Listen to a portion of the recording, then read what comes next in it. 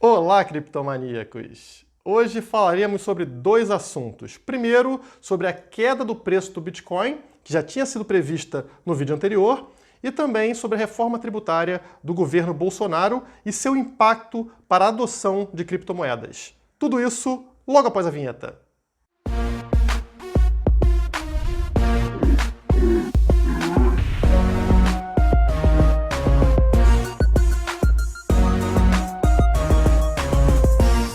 Então o Bitcoin caiu, isso não é nenhuma surpresa, não foi por falta de aviso. No vídeo anterior eu informei que isso deveria acontecer. Se você não viu esse vídeo, volte lá no vídeo anterior para dar uma checada. Quem me acompanhou acabou aí se dando bem, né, evitando essa perda. Se é o seu caso, não esqueça de deixar o like nesse vídeo, se inscrever no canal e principalmente ativar o sininho de notificações, senão eu não consigo passar essa informação para você a tempo. E se você não consegue acompanhar os vídeos aqui na hora que eles saem, você pode assinar o nosso serviço da Criptomaníacos para receber esse tipo de informação bem antes, inclusive, do horário que sai o vídeo, lá no nosso Telegram, né, no nosso grupo VIP no Telegram e também no nosso site para assinantes. O link está aqui na descrição. Bom, conforme previsto no vídeo anterior, a falha em romper a resistência dos 11 mil dólares, que é essa linha azul, faria o Bitcoin repetir o padrão de buscar o fundo do triângulo. Vejam que foi exatamente o que aconteceu. Chegando no fundo, ele teria duas opções: quicar e voltar a subir, como ocorreu em todas as vezes anteriores, ou romper o fundo e despencar até o EMA 21 no gráfico semanal, que está posicionado ali em torno dos 9 mil dólares. Até o momento desse vídeo, o fundo do triângulo segurou o preço não conseguiu furar o fundo do triângulo. E como de costume, tudo acaba convergindo para as mesmas faixas de resistência e suporte. Notem que a média móvel dos últimos 100 dias, essa linha roxa no gráfico, está posicionada exatamente sobre o fundo do triângulo e vai agindo como um forte suporte para o preço do Bitcoin. É possível que, assim como nos casos anteriores, essa quicada do preço lá no fundo do triângulo leve o preço novamente a testar a resistência dos 11 mil dólares, mas dessa vez isso me parece menos provável. Notem que estamos formando topos cada vez mais baixos no gráfico diário. Cada dia está fechando abaixo do topo do dia anterior. Enquanto esse padrão se mantiver, a chance de rompimento do triângulo permanece viva e se mantém como minha aposta para os próximos dias. De forma geral, você pode se manter atento a somente dois pontos: o fundo do triângulo, que hoje está em torno de 9.900 dólares e que, se rompido, deve jogar os preços lá para baixo, e a resistência dos 11 mil dólares, aquela linha azul, que, se for superada, deve gerar um aumento de preço no curto prazo.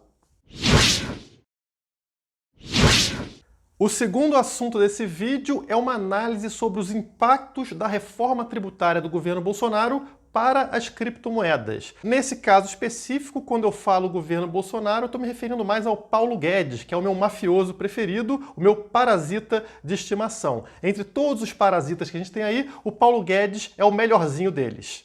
Para iniciar essa análise, vamos olhar para o título da matéria da Infomoney, que questiona: por que a reforma tributária pode impulsionar as criptomoedas no Brasil? Essa é uma pergunta realmente interessante e que você deveria estar buscando respostas. Antes de tudo, vamos analisar qual o objetivo da reforma tributária. Ela se baseia em três pilares. O primeiro é a simplificação dos impostos. Ao invés da gente ter aquela sopa de letrinhas, a IPI, ICMS, ISS, PIS/COFINS, tudo isso, eles tentariam simplificar para um número menor de impostos, preferencialmente um único imposto federal, né? O IVA, se eu não me engano. O segundo objetivo seria a migração de impostos indiretos para o imposto de renda, ou seja, reduz a carga tributária sobre serviços e produtos que vocês encontram por aí e colocam uma taxa maior, né, um imposto maior sobre a renda de cada um. E o terceiro objetivo seria a volta da CPMF ou algum imposto similar, ou seja, um imposto sobre toda a transação financeira que é feita. Você transfere dinheiro para alguém e você paga imposto nessa transferência. Vejam que o Paulo Guedes, como um bom liberal, quer um Estado eficiente, um Estado que funcione adequadamente e que tenha maior transparência. Então, a princípio, você olha isso e fala, pô, que coisa excelente, né? Vai ser muito mais fácil para as pessoas e para as empresas entenderem o funcionamento dos tributos no Brasil para conseguirem fazer o pagamento dos tributos e também terão menos custo com contadores, menos custos com toda essa burocracia estatal que a gente tem hoje, e o Estado também vai ter um menor custo para fiscalizar a cobrança dos impostos. Além disso, na hora que você tira impostos de produtos e serviços e passa para dentro do imposto de renda das pessoas, você tira um peso dos impostos das costas dos mais pobres, que consomem produtos e serviços, e passa para as costas dos mais ricos, né? Porque vai ter uma renda maior, vai receber uma carga maior de impostos. Muita gente também vai achar isso muito interessante e muito legal. Vamos começar de trás para frente. Qual seria o impacto da criação de uma nova CPMF? Isso significa que cada vez que você fizer uma transferência bancária, uma transferência financeira, além daquela taxa que você paga de DOC ou de TED, ou às vezes não paga nada se for do mesmo banco, você vai pagar um percentual de imposto para o Estado. Segundo Paulo Guedes, se essa cobrança for pequenininha, ela não machuca. Será mesmo? Isso me faz lembrar aquela antiga promessa da adolescência de colocar só a cabecinha. Seja naquilo ou nos impostos, depois que entra, não tem mais freio. E tem mais uma coisa, será que se ao invés do bandido levar a sua carteira, ele abrir a sua carteira e pegar somente R$10, deixa de machucar? Deixa de ser errado? Óbvio que não.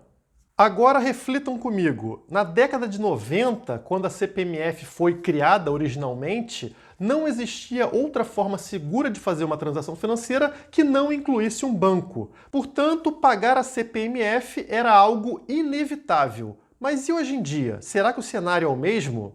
Óbvio que não. A gente teve aí a criação da internet, né, o desenvolvimento da internet e depois o desenvolvimento da blockchain, das criptomoedas como a gente tem hoje. Você não gasta absolutamente nada para fazer uma transferência de uma pessoa para outra. Você não paga impostos, não paga taxas absurdas. Você paga no máximo a taxa dos mineradores, que é algo muito, muito, muito pequeno, praticamente irrisório. Sendo assim, na hora que o Estado cria um imposto sobre qualquer transação bancária, ele está criando um incentivo para maior uso desse sistema bancário ou um incentivo para as pessoas migrarem para dentro das criptomoedas onde elas não pagam nada? Se coloque por um segundo no lugar de uma pessoa pobre que passa por necessidades financeiras e que precisa realizar uma transação financeira. Você optaria por um sistema que te cobra a cada transação em cima do montante que você está enviando, ou você utilizaria um sistema onde não existe qualquer cobrança? É por esse motivo que a preocupação do economista-chefe do Itaú é real e me faz sorrir de orelha a orelha. Se ele está preocupado que uma nova CPMF estimula o uso de criptomoedas, todos nós aqui deveríamos defender a criação dessa desgraça com unhas e dentes. Vou abrir aspas para o que ele afirmou na matéria. O imposto sobre transações financeiras tem muitos problemas. Do jeito que ele foi formulado, pode trazer um incentivo grande para a desbancarização. Pode trazer o maior uso de criptomoedas ou qualquer outra coisa que saia do sistema financeiro que possa ser monitorado pelas autoridades fiscais. Olhem que consequências fantásticas que ele enxergou, e eu concordo com ele. Ele enxergou desbancarização, que é tudo que a gente quer, ele enxergou adoção, né, maior uso de criptomoedas, que é o que a gente também quer, e ele enxergou, por último, a dificuldade do Estado monitorar o que a gente faz, que também é o nosso ideal. Na sequência, vejam que um parasita desses entende como positivo. A contribuição financeira, CPMF, tinha problemas, tanto que ela caiu. Com a alíquota do jeito que tinha sido proposta, há o risco de perder a capacidade de monitorar. Um dos poucos aspectos positivos da antiga CPMF é que com uma alíquota pequena, as pessoas não fugiam. E aí você usava aquela trilha para monitorar fluxos e facilitava a arrecadação de outros impostos. Vocês entenderam realmente o que esse cara falou? Vocês viram a perversidade de um sujeito como esse? Ele diz que a única vantagem da CPMF é que, como ela era pequena, o gado não percebia que estava rolando um roubo, aceitava pagar a CPMF e o governo usava a trilha financeira que ficava, devido a esses pagamentos CPMF, para monitorar os fluxos de pagamento de cada indivíduo e assim conseguir cobrar mais e mais impostos. É ou não é uma organização criminosa, uma máfia? Dessa forma, a criação de uma nova CPMF gera dois incentivos para que as pessoas migrem para as criptomoedas. O primeiro incentivo é o não pagamento da CPMF. A pessoa não vai ter esse custo. E o segundo incentivo é que o fluxo financeiro de cada indivíduo deixa de ser rastreado, monitorado pelo Estado para a cobrança de novos impostos, como o Parasita bem falou. Então, sim, eu sou totalmente favorável à criação de uma nova CPMF, por mais absurdo que isso pareça. Mais imposto? Sim, porque é esse imposto, essa desgraça sobre cada transação no sistema tradicional que incentiva as pessoas a migrarem para um outro sistema, um sistema mais moderno chamado criptomoedas.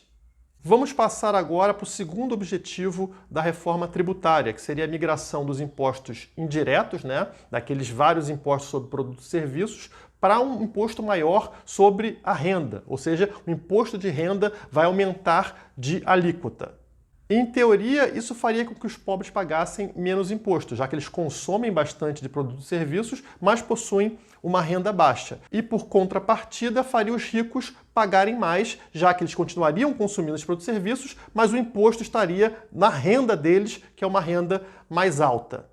Mas eu pergunto para vocês, honestamente, vocês acham que o rico que pagava, vamos dizer, 100 mil reais em imposto de renda, vai começar agora a pagar 200, 300 mil reais sem nada fazer? Ele vai aceitar muito bem isso. Ah, não, estou pagando, beleza, não vou tentar arrumar uma forma de burlar esse sistema. Óbvio que não. Ele vai buscar alternativas para conseguir fugir desse roubo estatal. E qual vai ser a alternativa mais fácil? Na minha opinião, novamente, criptomoedas. E eu vou explicar isso me colocando como exemplo. Vamos supor que eu tivesse parte da minha renda em criptomoedas. Então, eu recebo patrocínio ou recebo pagamento pela Criptomaníacos.io, a nossa plataforma em criptomoedas, e essa parte é invisível ao Estado, ou seja, o Estado não sabe que eu estou recebendo criptomoedas, ele não tem como saber essa informação. Então, essa é uma renda que está oculta. Mas na hora que eu vou comprar um produto ou um serviço, infelizmente, eu acabo pagando esses impostos indiretos, porque eles estão embutidos dentro de produtos e serviços. E aí, a proposta da reforma tributária é retirar ou reduzir muito esses impostos sobre esses produtos e serviços. Então agora, eu tenho a minha renda em criptomoedas e eu não pago impostos na hora de comprar produtos e serviços. Melhorou ou piorou para mim? Notem que eu já não pago imposto de renda sobre a renda que eu recebo em criptomoedas. E agora eu também não pago imposto sobre produtos e serviços. Praticamente um ancapistão, um mundo sem Estado, porque eu não estou pagando imposto nem pela renda, nem por produtos e serviços, é o mundo ideal. Vocês acham que eu seria o único a me beneficiar com isso, ou todos os outros ricos teriam um incentivo para migrar também para criptomoedas, começando a aceitar pagamentos em criptomoedas? Sim, é disso que eu estou falando, adoção, mais um incentivo estatal para a adoção de criptomoedas. Por fim, vamos falar do primeiro objetivo da reforma tributária que eu citei para vocês lá atrás, que era a simplificação dos impostos. Então você tem IPI, PIS, COFINS, tantos outros impostos, aquela sopa de letrinhas, e você transformaria tudo isso num único imposto, facilitando a vida de todos. Pois bem, como funcionam as empresas no Brasil? Eu já fui empresário, já tive sorveteria, hoje eu sou empresário com a Criptomaníacos, eu conheço vários outros empresários e provavelmente você aí também ou é empresário ou conhece pessoas que têm lojas, que têm empresas e que convivem diariamente com os problemas tributários no Brasil. E como todos os empresários atuam no Brasil? Eles têm que dar um jeitinho. Não é possível sobreviver no mercado se você pagar 100% dos impostos, se você fizer exatamente tudo o que está escrito no papel, do guardanapo sujo do Estado. Nada do que eu estou falando aqui é surpresa para ninguém. Todo mundo sabe que quase todas as empresas brasileiras precisam sonegar alguma parte para conseguir sobreviver. E elas só conseguem fazer isso devido a essa burocracia, essa bagunça tributária brasileira. Com 500 impostos, ninguém sabe como funciona direito, de um estado para outro muda qual é a alíquota, não tem como fiscalizar tudo isso. Então, no meio dessa bagunça, é fácil para qualquer empresário conseguir dar um jeito de não passar nota fiscal em todos os produtos ou serviços vendidos, ou utilizar uma alíquota ao invés de outra, e isso não ser pego. Enfim, a bagunça é benéfica para reduzir o roubo. E esse benefício, ele não é igual para todos. É muito mais difícil sonegar quando você é uma grande empresa, está em grandes cidades, do que quando você está lá no interior do lugar nenhum, né, escondido aí no interior do Brasil, numa lojinha qualquer. Nesses locais, onde as pessoas são mais pobres e mais precisam de dinheiro, é muito mais fácil sonegar, até porque não tem fiscalização suficiente. Então, uma pessoa lá que passa necessidade, tem uma quitanda ou tem uma quermesse qualquer, consegue evitar esses impostos e sobreviver ali no dia a dia. É a ineficiência estatal ajudando os mais pobres. Mas aí vem uma reforma tributária e acaba com essa bagunça. Ela coloca tudo isso aí, toda essa sopa de letrinhas, em um único imposto, vamos dizer, de 50% que todo mundo tem que pagar. O que acontece a partir de agora? Putz, ficou muito difícil de um pequeno empresário sonegar, porque agora ele não consegue mais usar a alíquota de um imposto no lugar do outro, não consegue não passar nota fiscal com a mesma facilidade, ele precisa emitir essas notas, só tem um imposto, não tem desculpa, então ele vai ter realmente que pagar aquele tributo, podendo ou não podendo pagar por ele. Isso sem contar que fica 10 vezes mais fácil para o Estado fiscalizar o pagamento de imposto, já que agora é somente um. Dessa forma, não resta alternativa para as empresas, principalmente para as pequenas. Se elas pagarem o que o Estado está cobrando, elas vão quebrar, elas vão à falência, como aconteceria com qualquer empresa atualmente que pagasse todos os tributos. E para não pagar esse imposto, ela precisa de alguma tecnologia, de alguma coisa que ajude ela a escapar dessa cobrança. E adivinhem qual vai ser o sistema utilizado por boa parte dessas empresas? Sim, novamente, as criptomoedas, que é uma alternativa para que o governo não consiga monitorar, não consiga fiscalizar as transações, né? As compras e vendas. Então, se uma empresa consegue aceitar criptomoedas, realizar pagamentos em criptomoedas, ela fica invisível do sistema tradicional, invisível ao Estado. Portanto, os 3 pilares da reforma tributária são incentivos para a migração do sistema tradicional para o sistema de criptomoedas. É tudo que a gente quer. Dessa forma, outros canais aí estão corretos quando afirmam que a reforma tributária pode prejudicar pessoas e empresas. Pode mesmo, como eu falei para vocês, as pessoas e empresas podem não conseguir escapar das garras do Estado. Mas a única forma das pessoas saírem da sua zona de conforto para migrar para um outro sistema é quando o ambiente delas piora. Esse é um grande incentivo para a mudança. Então eu estou até me opondo aqui a ideias de canais maravilhosos, inclusive eu peço que vocês sigam, né? Como por exemplo o ancap.su, Ancapsu, do Peter, excelente canal, tá? Um dos melhores canais que existem no Brasil. E o Peter é um dos que se coloca contrário à reforma tributária pelas questões que eu levantei aqui, né? Que facilitam a cobrança e a fiscalização por parte do Estado. Mas eu quero trazer essa outra visão, que é a visão de que é necessário um incentivo, né? Uma piora no sistema para que as pessoas saiam dessa zona de conforto e migrem para uma outra coisa, no caso, essa outra coisa sendo blockchain e criptomoedas. E esses incentivos que eu estou falando para vocês, eles nem sempre são visíveis, eles nem sempre são fáceis de se observar. Por exemplo, quais foram esses incentivos para que as pessoas mudassem de locadoras de vídeo para Netflix? Quais foram esses incentivos para que as pessoas migrassem do táxi para o Uber? Quais foram esses incentivos para que as pessoas migrassem em documentos de papel para documentos digitalizados? Será que não foi necessária uma piora nas condições externas para que as pessoas saíssem do seu hábito, ou seja, do seu ambiente, da sua zona de conforto e migrassem para uma nova tecnologia? Será que a migração do táxi para o Uber não foi incentivada pelo aumento da violência nas grandes cidades? Será que a migração de documentos em papel para documentos digitalizados não foi incentivada por um maior número de falsificações? Vejam como a piora no ambiente das pessoas é sim incentivador para que elas saiam da zona de conforto e migrem finalmente para uma nova tecnologia. O mesmo não poderia acontecer para finalmente a gente ver uma adoção de criptomoedas? Claro que sim. Talvez uma piora do sistema tradicional, ou seja, uma taxa maldita nas transferências bancárias, seja finalmente um estopim para que as pessoas abandonem essas transferências bancárias, esse sistema tradicional, e migrem para dentro das criptomoedas. Por favor, encaminhe esse vídeo para os seus grupos nas redes sociais, principalmente grupos de política, onde a reforma tributária vai acabar sendo discutida uma hora ou outra. Não esqueçam de nos seguir em todas as redes sociais e façam parte dos serviços da Criptomaníacos para aprender mais sobre criptomoedas e blockchain. Todos os links estão aqui na descrição. Por hoje é só, muito obrigado e até a próxima! A divulgação das criptomoedas depende de você, por isso inscreva-se no canal e deixe o seu like. Caso queira acesso a conteúdos exclusivos, nos siga nas redes sociais que estão aparecendo na sua tela.